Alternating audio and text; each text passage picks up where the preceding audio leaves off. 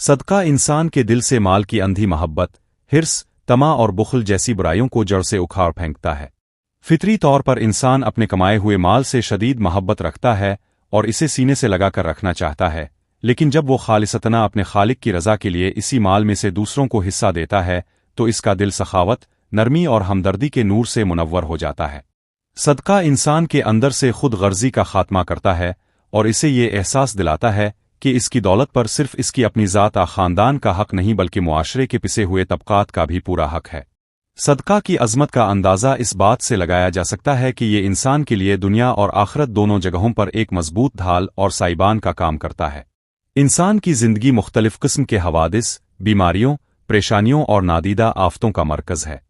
اکثر انسان ایسے موڑ پر آ کھڑا ہوتا ہے جہاں اس کی تمام تر تدبیریں، دولت اور وسائل ناکام ہو جاتے ہیں۔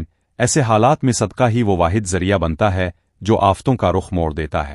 کہا جاتا ہے کہ جب انسان صدقہ دیتا ہے تو وہ دراصل اپنی زندگی، صحت اور مال کی حفاظت کا ایک ایسا غیبی نظام فعال کر دیتا ہے جو اسے ہر ناگہانی مصیبت اور پریشانی سے محفوظ رکھتا ہے۔